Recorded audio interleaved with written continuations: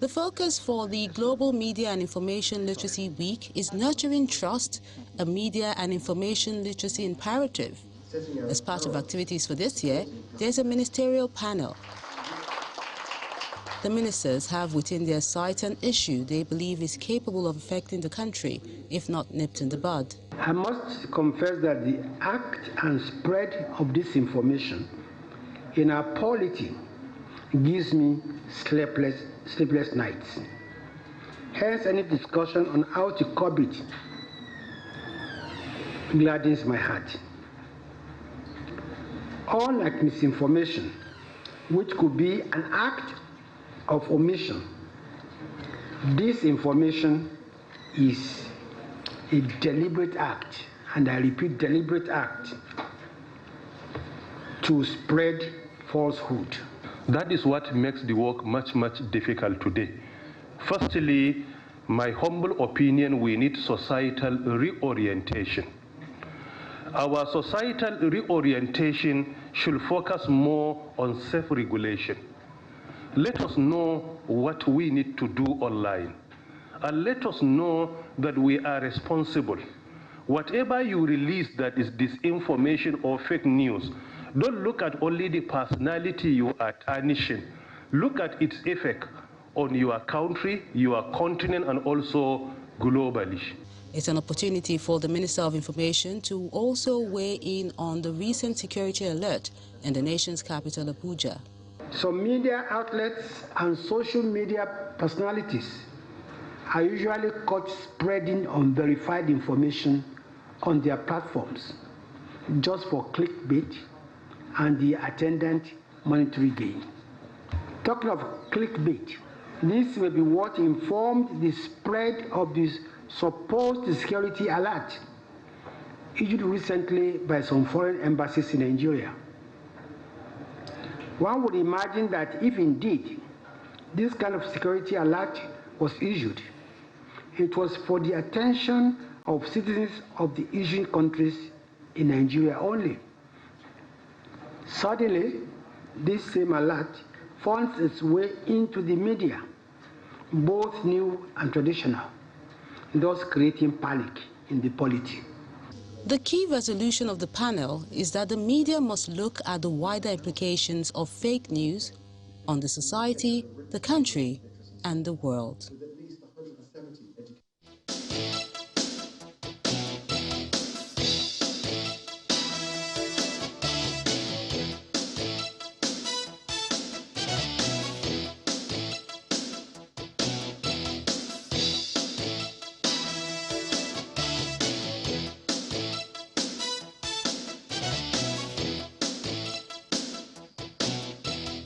All right, welcome back. Yeah, we are talking about security this morning, and those gentlemen join us. But here in Abuja, we've got retired Major General Saleh Maina.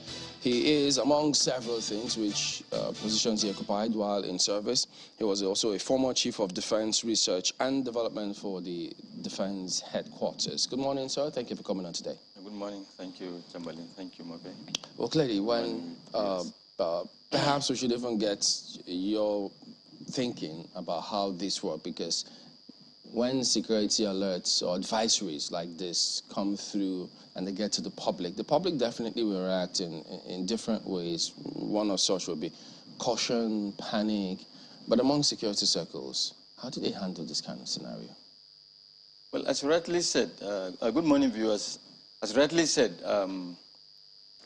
it definitely will cause panic anywhere in the world. Security is a major issue. It's a critical issue, and as we all know, security is the principal responsibility of government. Reaction of security forces definitely will be to be proactive, to be more alert. And if you've been going around Abuja, you'll see that the security activities have improved or have been increased both day and night. We must be proactive, and the government also needs to be proactive and collaborate with other countries. The security agencies themselves also need to collaborate with one another to share intelligence and for maximum cooperation so as to ensure that we have a very secure environment. You know, I ask that because when this kind of information filters through the public, and you hear certain government officials, either political ones or in service, sometimes the public not exactly sure how they'll treat it. Are they responding? Are they being on the defensive? Or are they looking at them or analyzing those threats objectively? So it's a tricky one for members of the public. That's why I wonder how they respond to this kind of scenarios, because some of them say, look, we share information, we share intelligence with these agencies, these countries.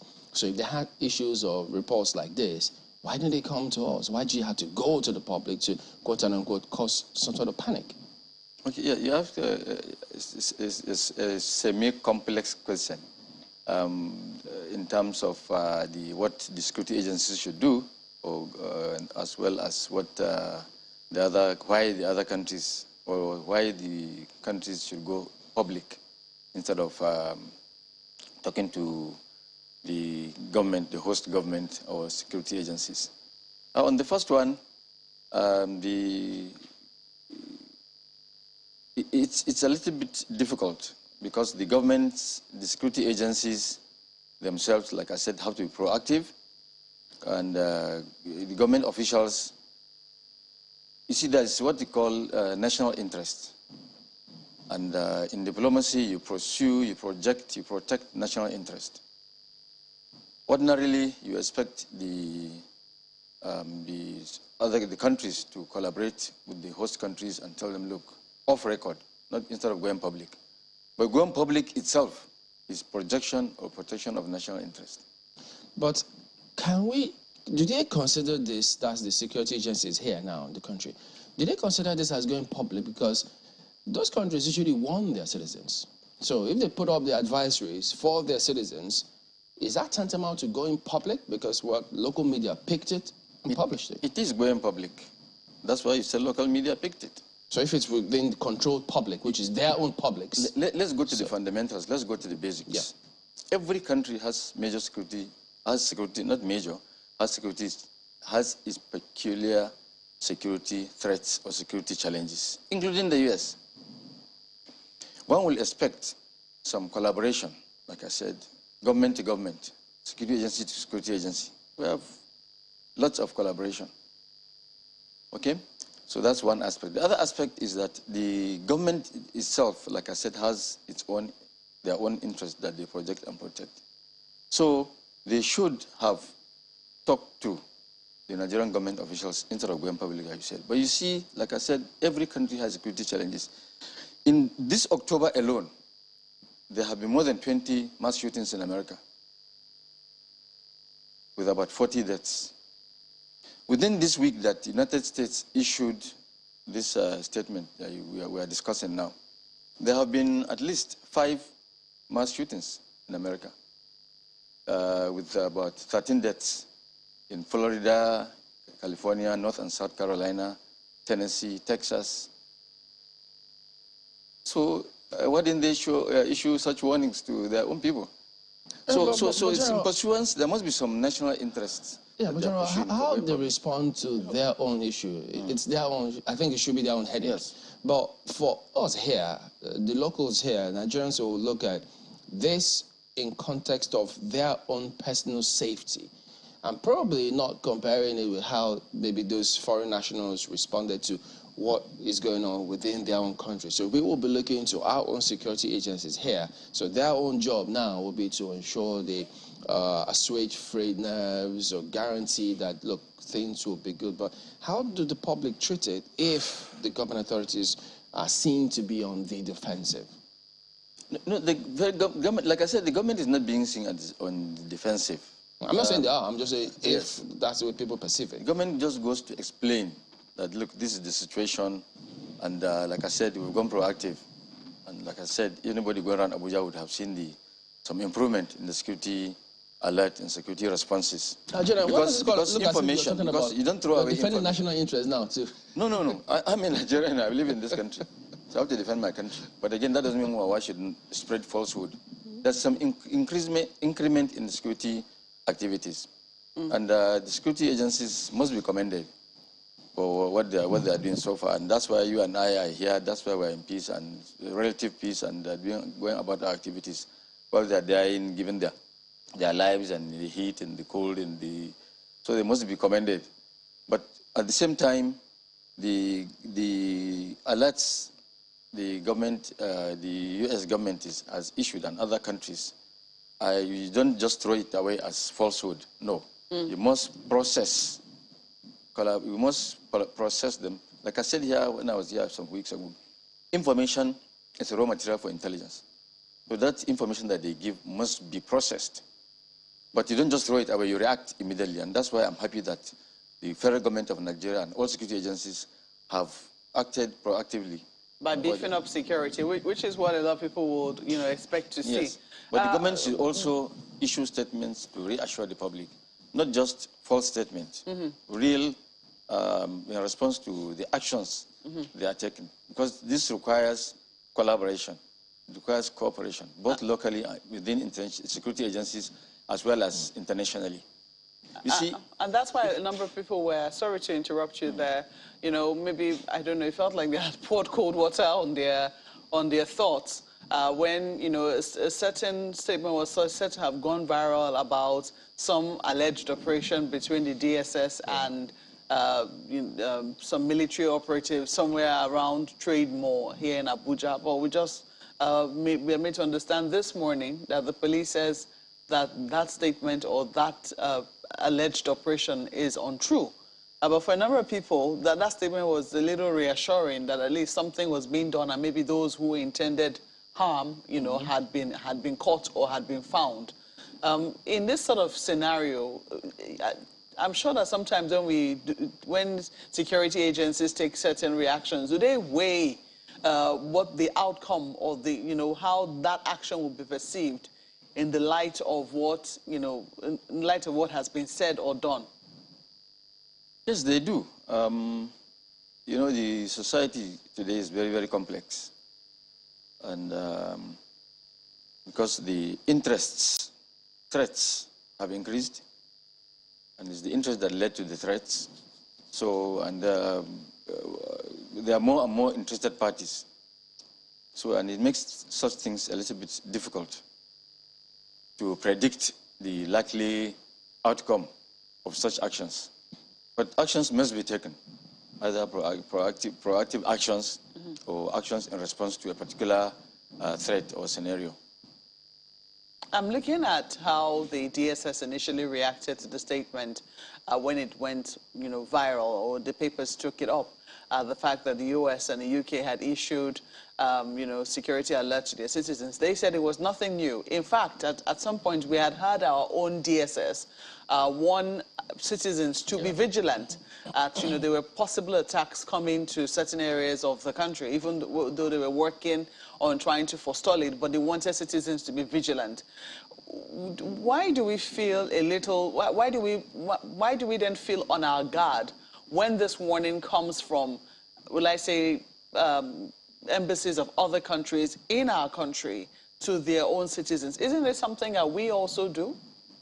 It's something that we do based on the information that we have.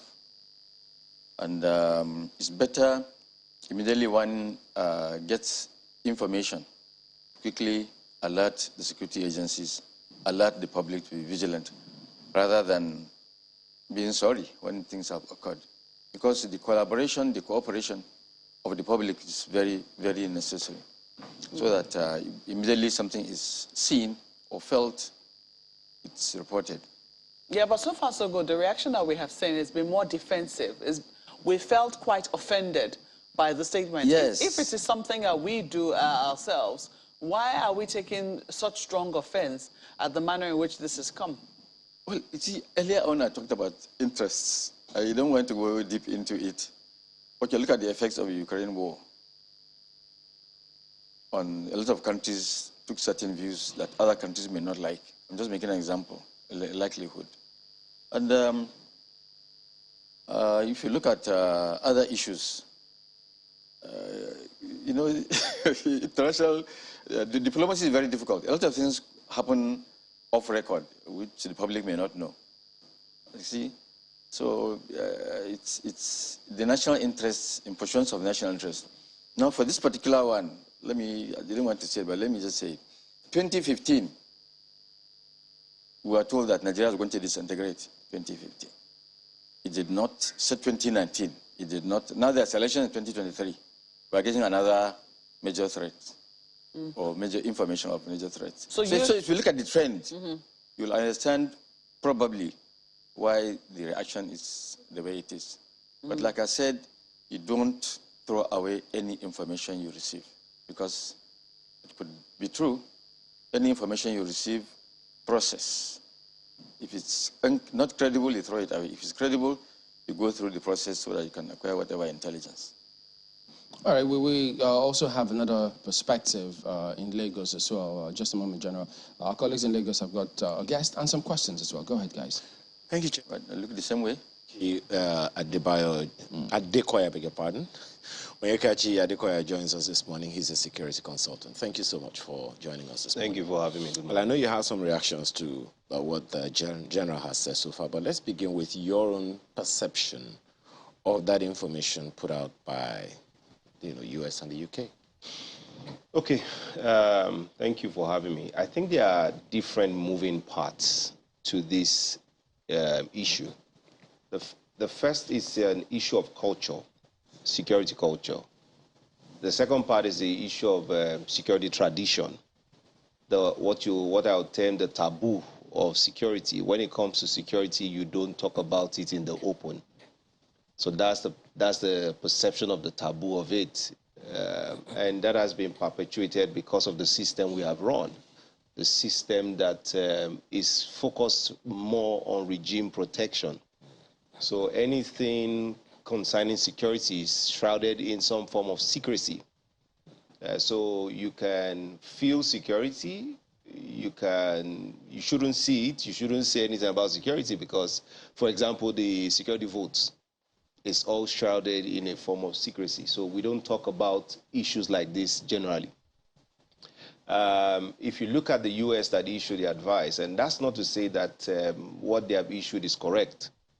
And I do encourage the media houses to invite the US consular to come on air to share with us what exactly it is that they felt that they saw. And you wouldn't find anybody really, just playing along. Like the General said, it feels like though there's some love lost between the APC government and some persons in the US government. Because I think the APC flag bearer did say, and we can't discount it for being nothing, that if borrowing were a crime, then maybe everyone in the US should be in jail. 1 or 2 weeks later, we get the alert. In 2014, we saw some statements being made, as it were, that seemed to suggest that the US government was favoring the APC candidate over the PDP candidate, although the US would say that they are non-aligned in whatever happens in local politics. So we're in the political season. So essentially you've presented for and against all of these theories. So you see, when you listen to the General speaking, he didn't say some things. And you could see him almost smirking at some point. And I also have that same smirk because there's a lot of moving parts to this. So let me deal with the issues first of all. Why this whole reaction? In risk management, we ask the question, the so what question. You have an advice put out, so what? So what's the next thing to do? The Israeli government puts out alerts like this periodically. And so what? The people in Israel they're in a state of heightened security awareness. Security comes to them as second nature because they've been drilled into it. Security education in Nigeria is very poor. I don't know when last you went through a security awareness workshop for your own media organization because you're always in the field. You're going to be covering political activities. There's increased threat this period. Cyclically, we see that on the eve of major elections, crime will spike. It will begin to spike. Yeah, no, that's fine. So I'm just asking a rhetorical question. You can defend your organization, no problem. No, I'm giving you the reality. No problem. I just asked a question. So you see that from November till March, crime will spike. So look at the context in which we are going to have elections against the backdrop of insecurity in the northwest, the northeast, north central, southeast, south-south, threats in the southwest, ISWAP making incursions into the southwest. This is the context in which we'll have elections.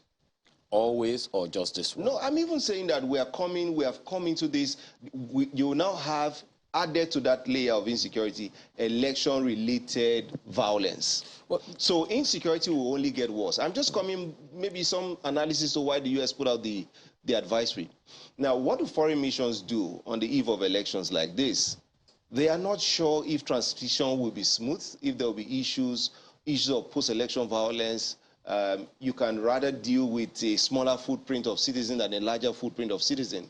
So what they begin to do is to thin out on non-essential staff.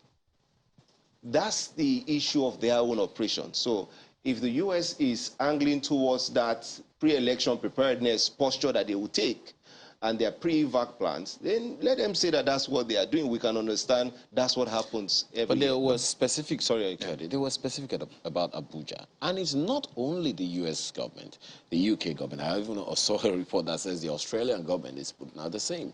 I know that Africa is not happy about that. Nigeria has made a statement. South African president has also made a statement.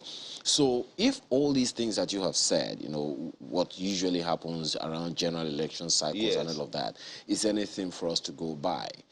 Didn't we see this coming? So you see, we don't have enough time to talk about some of these issues. There are issues of national interest. We dimension some of these issues around national interest, national defense, national security. The geopolitics of the moment also affects some of the things you're saying, but we can't get into that now in the public. So let's even stay with what we know. You have talked about this period. This period is a period of high risk, even for locals, because of snap rallies, snap events, protests, clashes. You will see an increase, an uptick in crime. We already are constrained by the number of police assets that we have. The personnel, the police should be working 8 hours. They are working 24 hours, sometimes 48 hours. They don't have any rest. So they are going to be strained because you have an influx, an increase in activity this period. So it's a challenging period. It's sensible for most times during this period, FDI will slow down because people want to wait to ensure that there's a smooth transition. So that's going on. Now, I talked about the taboo of it. You don't talk about some of these things. So we don't have the culture to talk about it. If you go to the U.S. government Department of Homeland Security site, you will see the language. The language, the U.S. is in a constant state of heightened security threats of terrorism. In terms of terrorism index, the U.S. is not safer than Nigeria in terms of terrorism index because they are prime candidates for it. An American in Yola is at a greater risk compared to a Norwegian in Yola, though they may be two expats, or a Chinese citizen in Yola or in Borno State. So the U.S. seems to be like a magnet for some interests. Because we saw that in July when Zawahiri was killed, the Al-Qaeda guy. There was that alert issued. In fact, if you essentially go to the website, you see a series of alerts during political rallies, during major events. You essentially see all of that. But the DSS also issues from time to time. Correct. I'm just reading one. I think this was issued in April. Essentially, almost the same thing, really, talking about, you know, recreation spots and all of that. But I'd like you to, I mean, one of the questions he asked was about why Abuja? I mean, Lagos is still operating. Why Abuja? The alert in Abuja has been raised to level 4. Generally, Nigeria is level 3, but Abuja is level 4. Other parts, Lagos, it is not level 4. In other parts of the country, the southwest and all of that. So why Abuja to begin with? Why is it peculiar? If it's elections, then it should naturally be everywhere in the country. Simple. Abuja is landlocked. Abuja is landlocked. And as a matter of fact, the U.S. has issued the alert for Abuja and Lagos. They're still operational in Lagos. It's not like Abuja that they're So Abuja is landlocked. Skeletally. In their evac plan, why do you think the U.S. wants to build the largest consulate, 5.12 hectares of land, prime location on the Eco-Atlantic, facing the Gulf of Guinea? Because if anything happens, they are facing the Atlantic. Well, they said this to improve relations. No, with don't Nigeria. worry. So that is essentially. No. And the U.S. claims that it's because trade is increasing with Nigeria and relationship. No, trade is on the decline. We're trading more with China than with US. US is now energy independent. It's now becoming a net exporter of energy. So the interest in Nigeria is not as it used to be. We're not really trading that much with the US. So the question is why the 5-point-something hectare facility facing the Atlantic Ocean in Lagos? So there are some moving parts to some of these things, which, I mean, we can't talk about on air. Another moving part, another side to the story. I mean, you've given your perspective on why Abuja. The other one is this. The IGP says no reason to fear. In fact, essentially told people to go about their duties, saying that they're on top of the situation. I am paraphrasing, but do not fear, go about your duties. Those were his words. And then we have this terror alert. The UK's FCDO also put out a statement. We've heard that other governments have put out a statement. So if you were to weigh both, because some believe that this is meant to spread panic, and some have likened, I mean, General was likening it to the mass shootings in the US and the death rate. I mean, I don't know if it's the same terrorism and mass shootings. Some might say, well, it's essentially the same. You're terrorizing people and killing people. So which should people hold on to? Because I think ultimately a lot of people want to know how to react to this. Good. I think it then brings us to our security culture. We have a God forbid it will not happen to me, not my portion kind of culture. An advisory has been put out. So what? Let's answer the so what. So pay attention. Pay attention to Abuja, for example. The Abuja Municipal Council area, statistically, is the area with the most crime. And that's where you have the most parks and everything. The border communities like Buhari, Abaji, some of those other crime in those areas are reducing. Again, we are in the raining season, not a fighting season. Kudos to the GOC 1 Div and the CO7 Brigade, Guards Brigade. There's a lot of clearance operations going on in and around the areas around the FCT, Kaduna, Nasarawa, Niger. They are really working. But I'm not sure what the FCT minister is doing, if at all. This is one of the very few cases where we have an FCT minister that is almost not known, and the job being done is almost not felt. So Abuja is almost on autopilot. So there is some cause for concern. Just because he's not speaking, you think? Not because he's not just speaking. I mean, I live in Abuja, I work in Abuja, I'm in Lagos, I'm in Maiduguri, and I joke sometimes that I sleep better in Maiduguri than in Abuja. No jokes. As a matter of fact, the general overseer of the Redeemed Christian Church had an open-air crusade in Maiduguri just some days ago. That's how it is now. First, posture-wise, we are significantly postured towards the northeast and some parts of the south. Now that creates a bit of a challenge in the northwest, north central. So that's what you're seeing is also that the military is also re-strategizing and reposturing. We don't have an infinite amount of resources. So there are some concerns. Should you be concerned as a Nigerian? Yes. Okay. So what should organizations do? Do some security awareness workshops, train the people on what to expect, see somebody say something, minimize night movement. There are things to do. But while giving, sorry, let me just land, I beg you, and while giving the government the opportunity to address the issues are there. But there's something I consider very significant that you mentioned earlier, Mr. Adikoya, which is that of security education to the people. Yes. Let me ask General about that, because the concern that comes to mind is, I mean, as you heard Mr. Adikoya say, if we are saying, okay, there are some things about security that we cannot talk about in public, at the same time, we need to educate people about security, see something, say something, and all of that. Exactly how should who be approaching that so that our people themselves are armed with the necessary information to take the first steps to protecting themselves and their loved ones?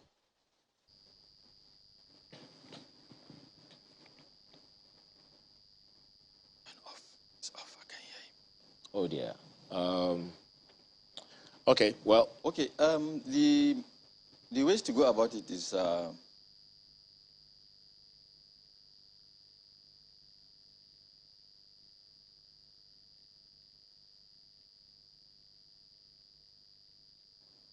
Go ahead, General, we can hear you. okay. The way to go about it is that it's at all strata. The government itself has its organs to educate or enlighten or send awareness to the public. There's the Ministry of Education, of course, all the media organs, private and government-owned. There's a National Orientation Agency, down to the equivalent at state level and local government level. And of course, there are various levels of leaders who should pass the information to the public. And the public should take such information very, very seriously. It's a fact that security affects everybody. So it's for our own collective good that everybody reacts positively and actively to ensure that we have some collaboration, some cooperation to ensure that the security agencies act most appropriately to ensure security in our environment. All right, well, we'll go to break, but we'll return and take a look at some more scenarios and possibly how to move forward. Join us again.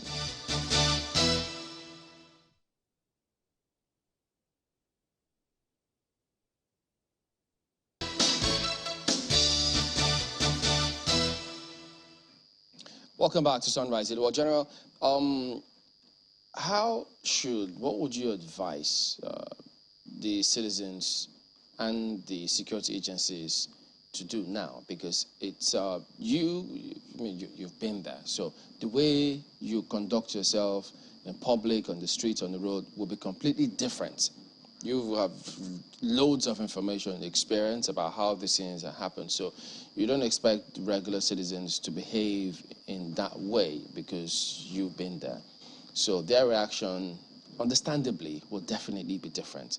And if we can even rely on, because they also are members of the public, they see images, they see what's going on at the airports, they see how diplomatic circles are behaving. So you can't control how they behave. If what they see, they react to what they see. What would your advice be moving forward now?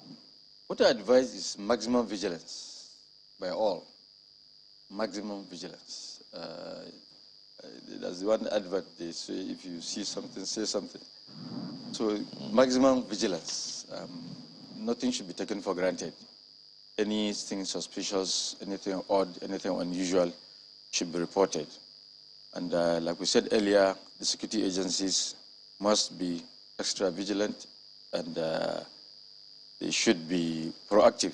And as we also said, we've already seen that improved in Abuja, and there must be cooperation and collaboration between the security agencies. But the government must give them maximum support so that can achieve results. Because there are a lot of allegations earlier on of inadequacy in terms of manpower, in terms of quality manpower, in terms of equipment and so on. In terms of motivation, all these things government should handle seriously and comprehensively. Now, look, one of the things I know you also asked for, one of your recommendations earlier, was that the government, that the Nigerian government, needs to keep us abreast of what it is that they're doing.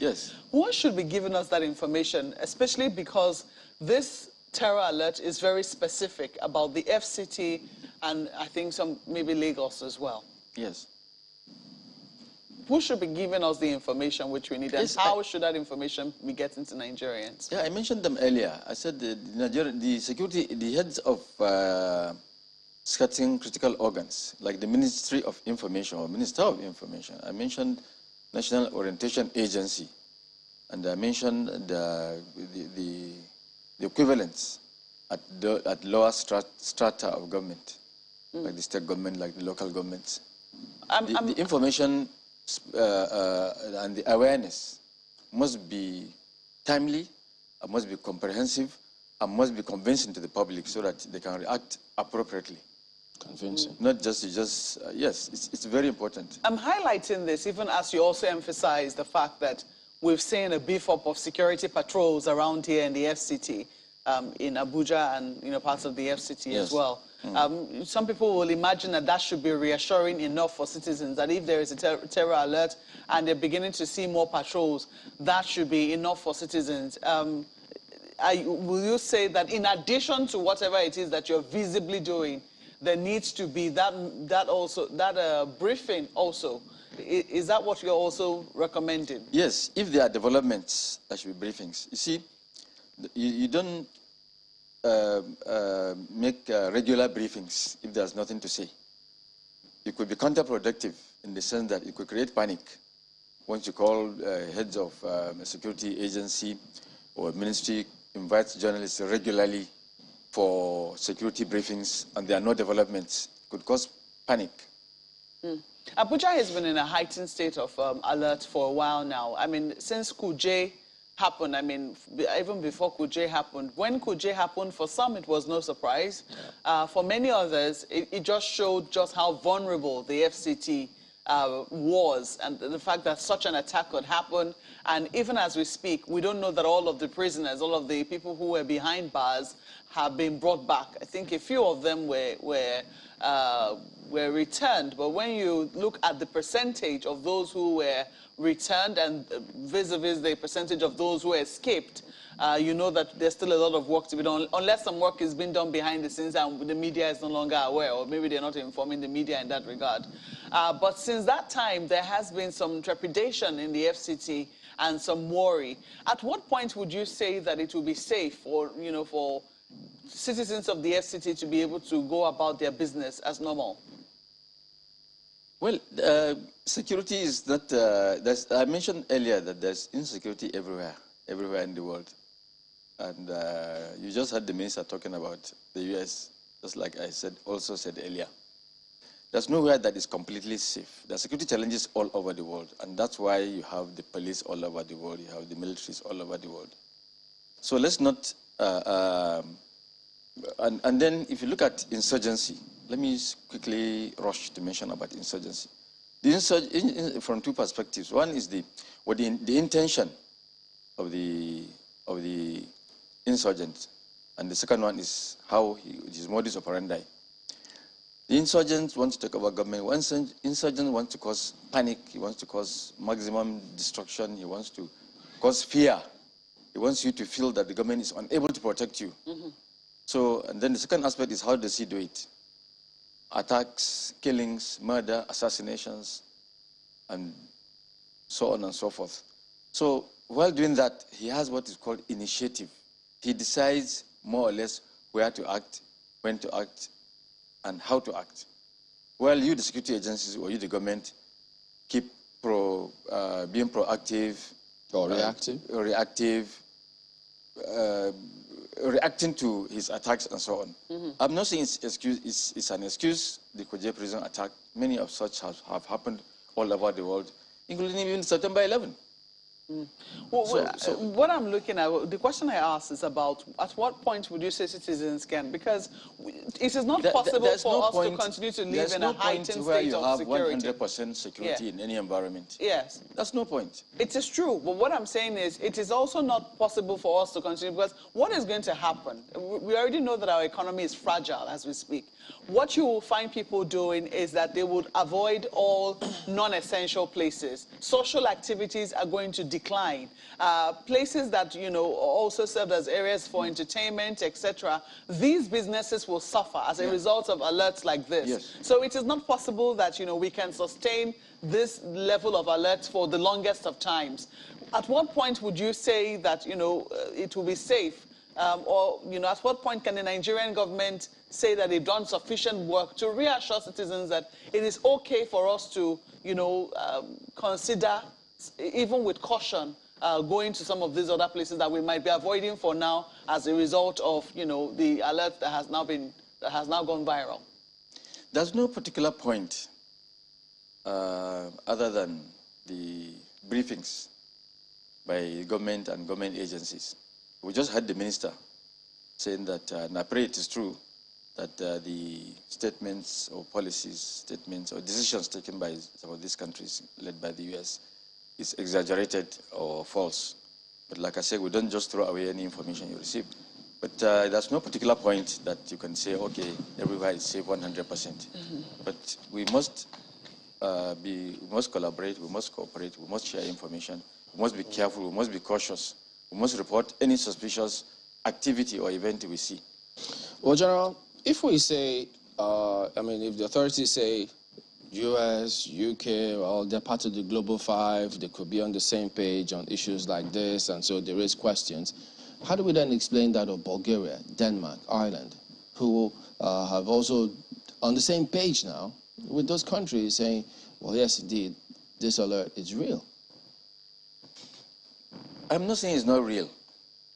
I'm saying we should take any information very, very seriously, process it, be proactive. The citizens should be proactive, the security agents should be proactive, as well as the government. While the information we receive from these countries or from whatever source is being processed to confirm its credibility, extract whatever we can extract, and take the necessary action. All right, we'll certainly will look forward to that and see how the authorities handle this, because how they handle a lot of this, as you said, will definitely shape to a large extent how the citizenry themselves also react. So all eyes will be on them now. Well, I have to thank you very much for coming on today. Retired Major General Saleh Mena is a former Chief of Defense Research and Development with the Defense Headquarters, among several positions he held. Always a pleasure to have you on, sir. Thank you. Go ahead, guys. Let's try to wind this down, Mr. Dekoya, as well. Two issues, just for me, really. So lots of inferences have been made to the U.S. state of security in the U.S. and all. And I was just going through Nigeria's embassy in the U.S., the website. I didn't see advisories. So I don't know, are people saying essentially that Nigeria should also be issuing advisories to Nigerians in the U.S. because of the mass shootings? I mean, just this past week, there have been some of them, Texas, Ohio, and the rest. I don't know if that's a sense, maybe a tit-for-tat thing that has been, or that is being put out. Is that what you would say as well? No, not necessarily. I mean, it's a culture thing.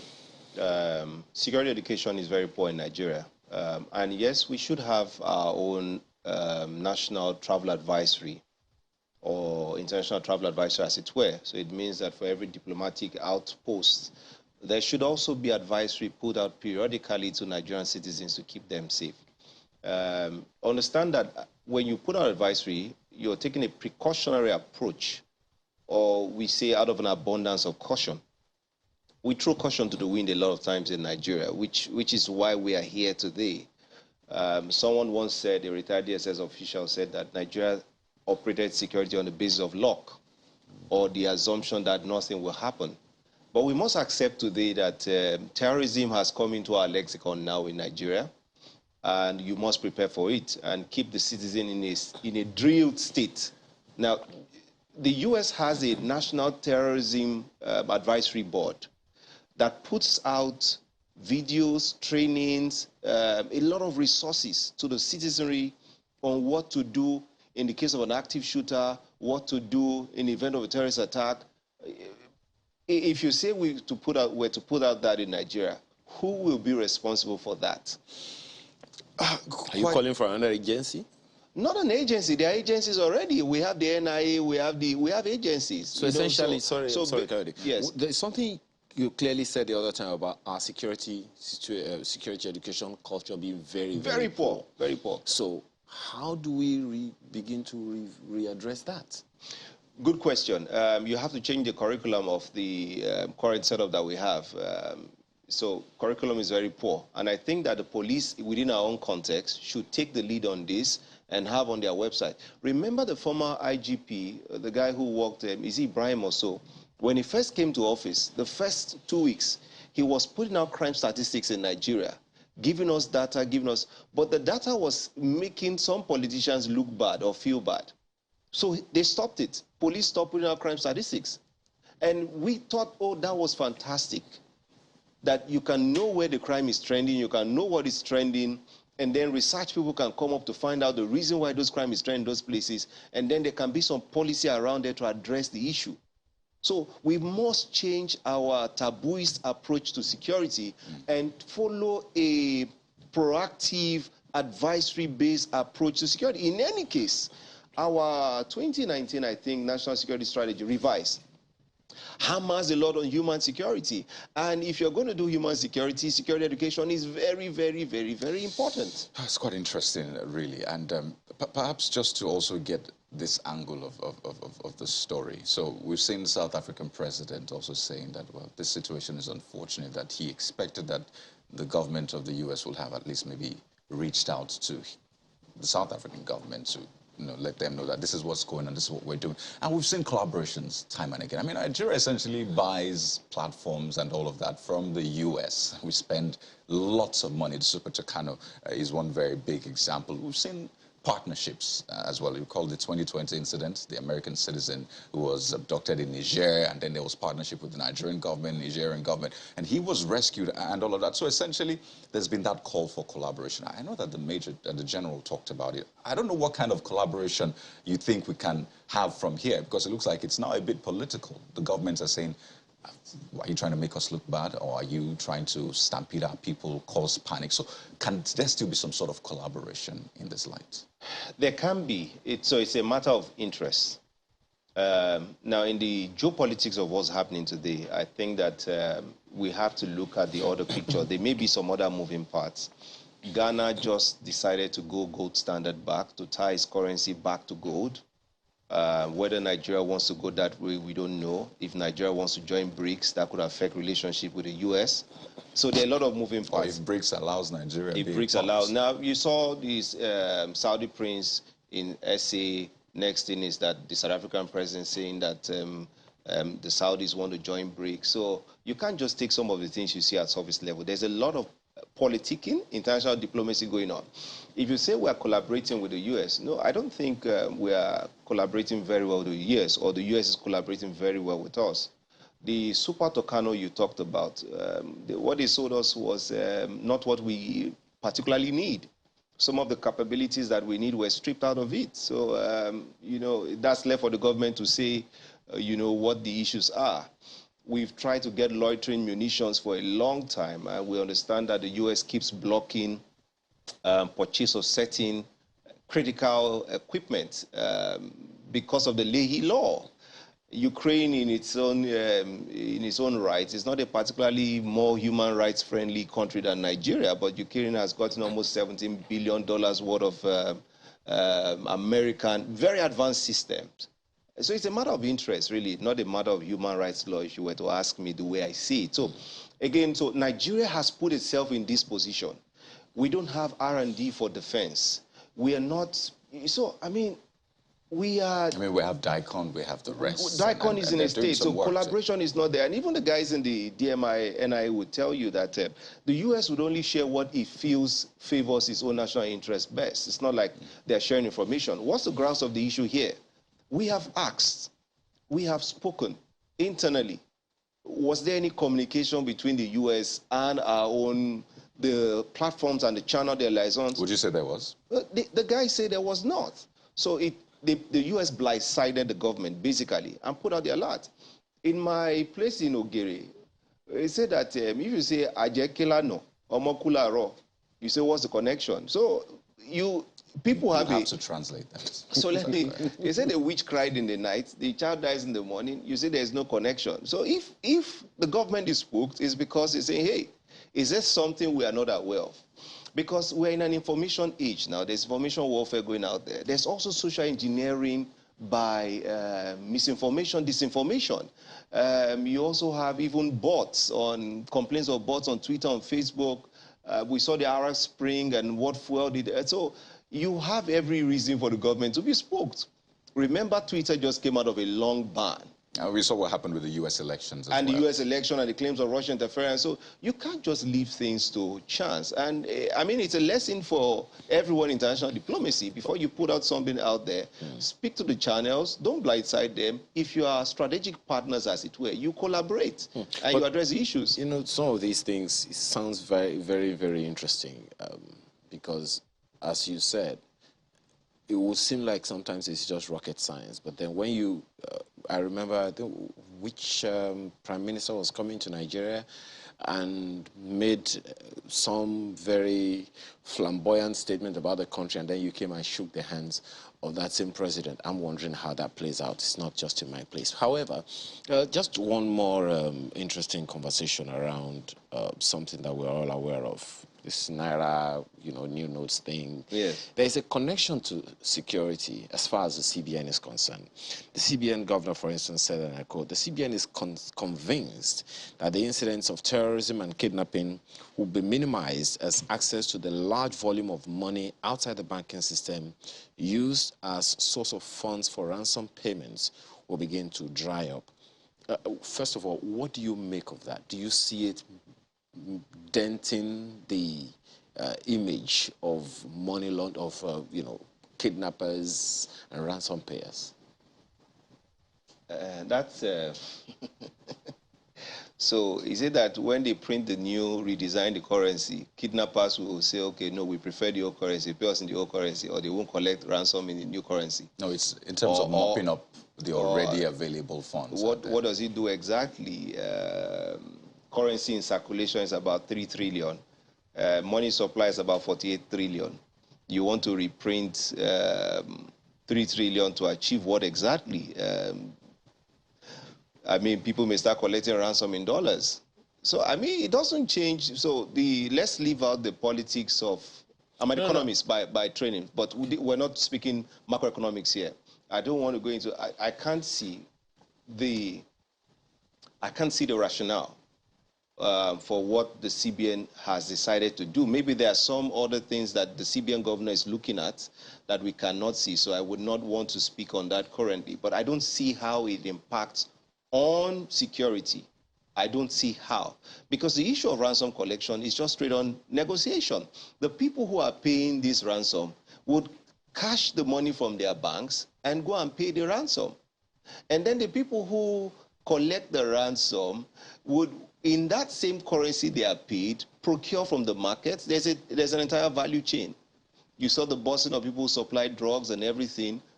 They can convert to dollars if they want to procure weapons, or they exchange minerals in the areas they control for the resources they want. So I think that, you see, the problem we're seeing is that why are we in a state of confusion like this? It's because that people don't know what to do. If we were aware of what to do, the polity will not be very heated as it is. Because when you say know what to do, who doesn't know what to do? Nigerians. Security education is poor. That's what I'm coming to again. Don't forget, yes, Mr. And I think it's important to, I hope this is not one of the taboos, not one of the areas we shouldn't get into, but there are terrorists, organizations that have collected ransom in the now phasing out notes. And naturally, with this window, they will need to perhaps convert it to the new note so that it can have value anyway. So don't you think that is also a good way to now monitor? So, okay, how did you get these funds? Because I imagine that questions will be asked. So don't you think in that light, that would at least do something? Maybe not as much for you, but at least something. Have you taken a study into the value chain in terrorism? The people who spot for kidnap are some roadside persons. Maybe they get paid 10, 20,000, for example, for spotting. The ones who kidnap get paid for kidnapping. The ones who warehouse the people get paid for warehousing. The one who supply the drugs get paid for supplying the drugs. The ones who has to do law enforcement liaison, if there's any such a thing like that, has to get paid. So when you say 100 million, for example, it doesn't stay in one place, in one hand, hold up on the ground somewhere. This is money moving everywhere. And then you have the big shots that have to call for the negotiations and everything. Some of these people don't even hold value in Naira. They hold value in dollars. So what are you converting to Naira? What are you bringing out? We are talking about money outside circulation, yeah? Okay? Currency circulation, 3 trillion. Currency, money supply, 40 trillion. So there are other issues of macroeconomics that this matter would not touch at all. However, I keep saying it, that we are having these issues we're having today because we are not structured correctly for security. Our emphasis to security is completely wrong. Our national orientation on security is warped, completely warped. Every sensible security is local. The police should be the lead agency for security. Then the police, if your DPO could have been having in your community monthly security meetings, which they do, but people don't come out.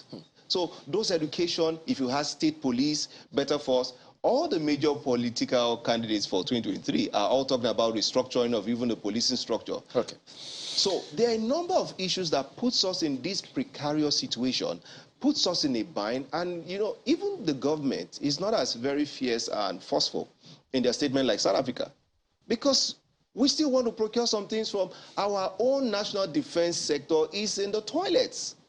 So, I mean, well, you shouldn't be bothered. A lot of them will beg to differ on that, especially that expression, it's in the toilet. Okay, I forgive my French. A lot of them are doing a job of work, laying their lives on the line. No, I don't mean their effort. I mean the equipment, our defense infrastructure. Even the equipment. The president was recently talking about some huge, procurement and all of that. And I'm not talking about procurement. If we keep going this way, we'll probably leave here I'm talking about 10 our own productive capacity.